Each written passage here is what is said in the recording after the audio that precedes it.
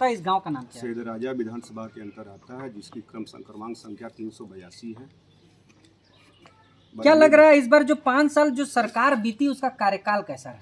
कार्यकाल सरकार का बिना लाग लपेट कर बहुत ही अच्छा रहा, क्योंकि सरकार को काम करने का जो समय मिला वो केवल मात्र 3 साल मिला। 2 साल क्यों नहीं काम? 2 साल इसलिए नहीं मिला कि अंतर्राष्ट्रीय स्तर पर जो सबसे बड़ी महामारी पूरे जब तक सृष्टि का विकास हुआ, मानव सभ्यता का सबसे बड़ी जो त्रासदी आई वह मानव जीवन में, वो सबसे बड़ी त्रासदी थी कोविड-19। उससे पहले जितनी बार बीमारी आई थी, प्लेग आया था 1857 ईस्वी में, सुन लीजिएगा ध्यान से हमारी बात, सभी को मैं कह रहा।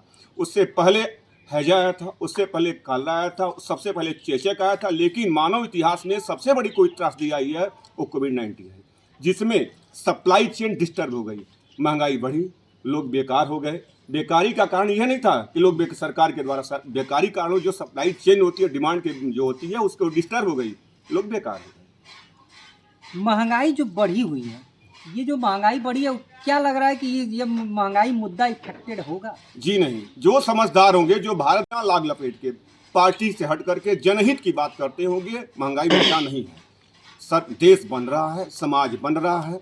इस सरकार की सबसे बड़ी विशेषता है जो मैं कहने जा रहा हूँ, सबका साथ, सबका विश्वास, सबका सम्मान और सबके साथ न्याय। चौथी बात मैं जोड़ रहा हूँ, सबके साथ न्याय हुआ है। प्रशासनिक तौर के तौर पर देखा जाए, आम जनमानस कोई भी नहीं कर सकता कि पुलिसिया कार्रवाई या रेवेन्यू डिपार्टमेंट हो या एक्साइज हो या कस्टम हो या शिक्षा स्तर हो, किसी के साथ पक्षपातपूर्ण कार्रवाई नहीं किया गया आज तक। ये बताइए कि जो इस वक्त भारत सरकार और राज्य सरकार जो फ्री राशन दे रहा है, ये कहाँ तक सही है? कारण है उसके पास। आप समतल एरिया की बात करते हैं, जो राशन आपको फ्लो दिखाई दे रहा है, लेकिन आप जब पर्वतीय इलाके में चले जाएंगे, ये राशन नहीं मिल पाएगा तो लोग भूखमरी के शिकार हो जाएंगे, बहुत बड़े पैमाने पर मारे जाएंगे, भूख के अभाव, अन्न के अभाव में मारे जाएंगे। इसका कोई नया सल्यूशन हो, जैसे कुछ रोजगार को बढ़ा दिया जाए जिसकी वजह से कमाई की जरिया बढ़े, इससे लोग थोड़े से इसका इफेक्ट पड़ा है। जैसे जो बढ़िया वर्ग के लोग हैं, जैसे 10 रुपए कमाते तो शाम को कम से कम उनके पास 3 रुपए जाता था, लेकिन ये जो फ्री राशन के जो सिस्टम आए हैं, इससे क्या है कि व्यापारी वर्ग को काफी नुकसान हुआ। उसके लिए मैं अब पीछे ले जाना चाहता हूँ। किसान आंदोलन हुआ, टन खरीदा जाता है, 9 लाख पीडीएस के माध्यम डिस्ट्रीब्यूशन के लिए आता है, जिसमें 6 लाख डिस्ट्रीब्यूशन हो पाता है, 3 लाख मीट्रिक टन बच जाता है, जिसको चूहे खाते हैं। यह समस्या जो वैधानिक बनाई गई है पूर्ववर्ती सरकार 2013 से पहले की थी।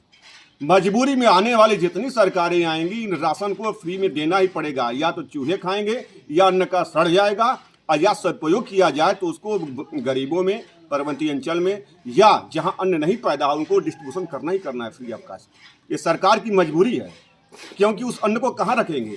जब अन्न नहीं बांटेंगे आप तो सरकार से एमएसपी पर आप न गेहूं न धान नहीं खरीद सकते। सरकार की मजबूरी है। जितनी किसी भी पार्टी की सरकार हो, किसी विचारधारा को, मार्क्सिस्ट हो, कांग्रेस हो, समाजवादी हो, राष्ट्रीय जनता दल हो, किसी पार्टी का कोई प्रवक्ता बता दे कि यह अन्न जो बचा हुआ तकरीबन 20 लाख मीट्रिक टन, ये कहाँ जाएगा? जो किसानों से खरीद की जाती है 30 lakh metric ton per year खरीदा जाता है, जो कि पूरे भारत का केवल 6% किसानों की खरीदारी की जाती है।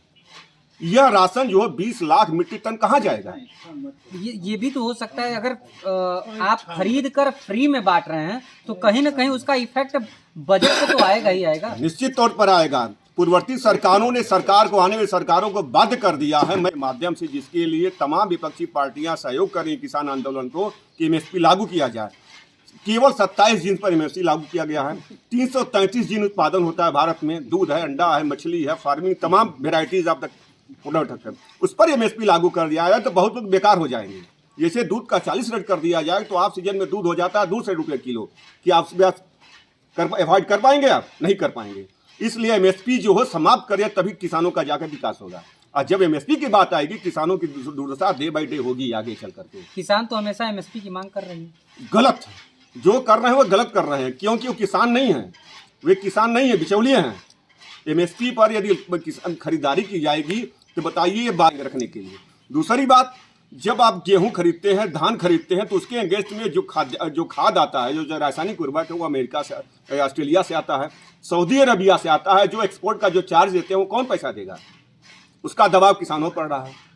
यूरिया अप एंड डाउन हो रही है, कौन पैसा देगा इसका? सरकार ये भी तो कर सकती है, पहले के समय में जब यहाँ खाद बाहर से नहीं आते थे, प्राकृतिक खेती भी तो होती थी, प्राकृतिक खेती क्यों नहीं बढ़ावा दी थी सरकार? ये आपने बात प्रश्न उठाया। जैविक खेती जब करेंगे तो cast of productivity per hectare हमारा घट जाएगा। जब घट जाएगा तो हमारा जो खर्चा है लेबर कास्ट मनरेगा के आने के बाद लेबर कास्ट हमारा इतना ज़्यादा है और दूसरे अन्यत्र खर्च इतना ज़्यादा है जिससे हम अफोर्ड नहीं कर पाएंगे अपने आप को। किसान नहीं रह पाएगा, बच नहीं पाएगा। इसलिए आमूल-चूल परिवर्तन करना पड़ेगा। उसके लिए आने वाली सरकार को बुनियादी तौर से कंस्ट्रक्टिव वे में ठोस कदम उठाने पड़ेंगे, तभी जा